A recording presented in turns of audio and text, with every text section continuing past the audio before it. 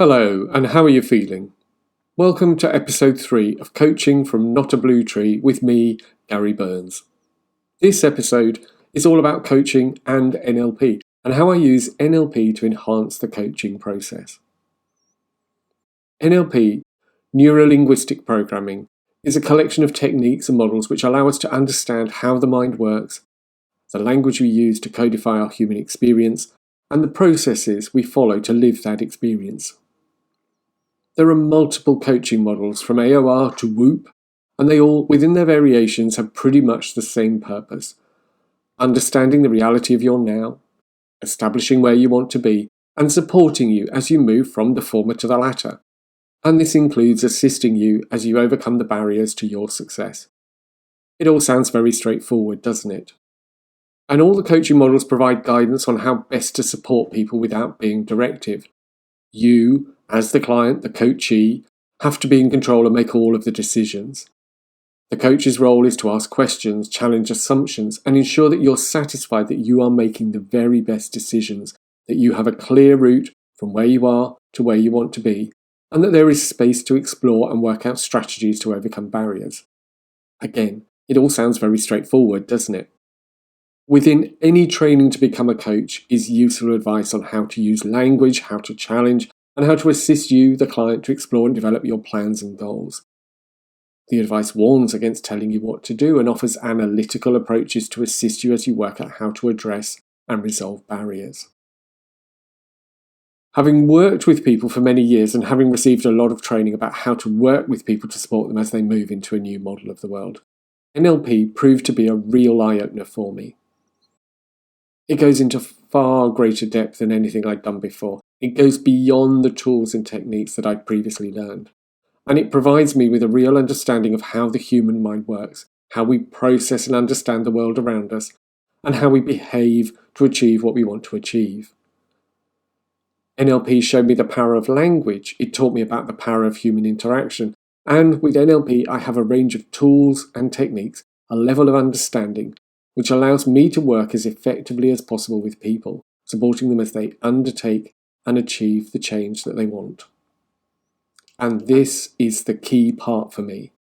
By increasing my understanding of how the mind works, of how language works, of how we use language, and by providing me with a range of techniques and models that directly use the power of the mind, the power of language, and the power of analysing and understanding human strategies, it allows me to identify and understand your reality, and more important, help you understand it for yourself.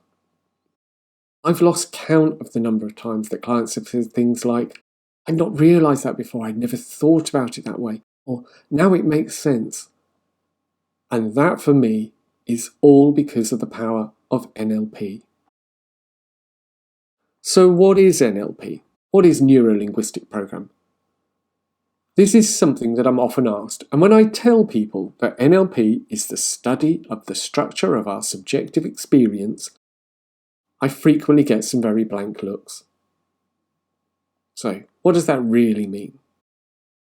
Well, we all experience the world in different ways. Even when our experiences are objectively the same, we process and store information about our world differently. And we take different steps when approaching what are essentially the same tasks. It's only by understanding our own unique experiences, how we process and store them, and what steps we take to do what we do that we can make changes. NLP looks at the mind and nervous system, which is where our experiences are processed and how we represent the outside world to ourselves via our 5 senses.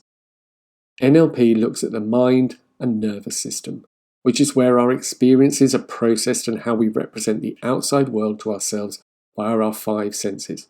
This is the neuro. The linguistic looks at language and how we use it. It looks at the language and other non-verbal communication systems through which our neural representations are coded, ordered, and given meaning. And this includes pictures, sounds, feelings, tastes, smells, and words, self-talk. Finally, the programming looks at the processes we follow, the sequence in which we do things to achieve our goals. If we understand how these processes are formed and accessed, We can reinforce the processes that lead to success and change the ones that lead to less successful outcomes. Importantly, NLP is not a single theory or model. It brings together a range of processes, techniques, and language models, all of which are underpinned by the link between neurology, language, and process. NLP gives us the tools to understand how we experience the world. It gives us explanations and understanding of how we process, store, and recall our experiences. It gives us techniques to challenge our experiences, our decisions, our actions, and our current model of the world. It shows us how to analyse and understand the processes we follow to do what we do. It provides us with tools to change our thinking, to change our behaviour, and to change our world. And if we can understand how this all works and master the process and techniques which allow us to analyse it all and change what gives us outcomes which are different from the outcomes we actually want, we can move from where we are now into a new model of the world with greater choice, more opportunities, and outcomes which are actually what we want. Now, we can't talk about what NLP is without talking about John Grinder and Richard Bandler. They came together in the 1970s, and the initial work that they did laid the foundations of NLP. Because I think it's important to understand that NLP did not come from nowhere, an invention by two people with no real grounding in anything. Indeed, nothing could be further from the truth. And it also reminds me of how our knowledge evolves with each new understanding building upon what went before. So, in the 1970s, Richard Bandler, John Grinder, and initially Frank Puslik came together, firstly analysing the work of Fritz Perls, a renowned Gestalt therapist. Bandler had noted how Perls used specific word and sentence structures which seemed to lead Perls' patients to accept his therapeutic suggestions. This led them to study the work of Virginia Satir, a family therapist, and Milton Erickson, a renowned psychiatrist and hypnotherapist. The work that they did with Satir and Erickson led to the meta model and the Milton model. And what is interesting is that these two models are in many ways diametrically opposed. The meta model, modelled on the approach which Satir used, drills down into the detail and is very specific in its use of language. The Milton model, on the other hand, uses language which is intentionally vague and ambiguous. Both models are highly effective, as both rely on the use of language and how the brain processes such language. And this early work is the foundation of NLP and forms the basis of Grinder's and Bandler's first books, The Structure of Magic, Volumes 1 and 2. What is critically important in this early work is Grinder and Bandler modelled excellence. Fritz Perls, Virginia Satir, and Milton Erickson were all successful and respected in their respective fields. And this to me is the key. All of the NLP techniques are models of what we already do, of how we already act and behave, of how we already process and understand the world around us. And by understanding and codifying this so that we can all access and use it, we have the means to understand and effect change. At this point, it would be tempting to launch into an explanation of all the different NLP models and techniques and tools. And if I did so, we'd be here for hours and hours. And in future episodes of this podcast, I'll be looking at the multiple aspects of NLP in more detail. Today, therefore, it makes sense to provide an overview of NLP and how this assists the coaching process. Just imagine that you come to me for some coaching. You're not sure of what exactly you want to achieve. All you have is a growing sense that your life, as it currently is just not doing it for you. And you have an increasingly persistent feeling that life could be better, that life could be more. There are, therefore, a number of things that we need to consider at this point. As a coach, I firstly want to build rapport. And rapport is the ability to relate to others in a way which creates trust and understanding. It inspires confidence, and if I have rapport with you, you'll feel able to share the real issues for you, moving from the presenting problem to the actual problem, which is what you want to address. And if I can support you to address the real problem, this will achieve lasting results for you.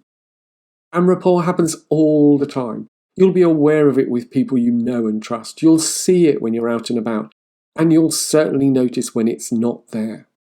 All NLP does is show how we build rapport so that we can fast track the process rather than allowing it to evolve over time. Sensory acuity is another important factor. Sensory acuity is the ability to consciously understand the unconscious responses of another person. And we are all making unconscious responses to the world around at all times. It is hard work to suppress those responses, which is the reason for it being so important to understand them, so they can tell us so much about what is going on for the other person. The important consideration here, though, is being aware of those responses consciously. Because we do recognise the unconscious responses of others, except of course we do it unconsciously. It's the reason we get a sense of people being happy, unsure, delighted, deceitful, because our unconscious mind is recognising the signs. We're just not always great at deciphering the symbolic messages from our unconscious. So if we can become consciously, rather than just unconsciously aware, the more we'll understand. And by using sensory acuity, consciously understanding those unconscious responses rather than simply letting our unconscious mind do the work, it allows us to tune in into what's really going on. And if you're unsure about this, just recall a time when you asked someone close to you if they're okay and the response you got was fine. The word may mean one thing. Everything else about the response, the tone used, the body language, the eyes, everything, and you knew that everything was anything but fine. And this is where understanding communication makes a huge difference. Communication is made up of words, tonality, which is the tone, tempo, timbre and volume, and physiology, body language. Words only make up 7% of communication, whereas tonality accounts for 38% and physiology 55%. It's the reason that one of the presuppositions of NLP is to calibrate on behaviour. Words are fine and words are easy. What we are looking for is congruency between the words, the tonality, and the physiology. And I'm sure you can think of times when the people around you have said one thing, yet they're clearly indicating something different. What you, or more precisely, your unconscious mind is picking up on is the unconscious responses, the change in tonality, or the body language.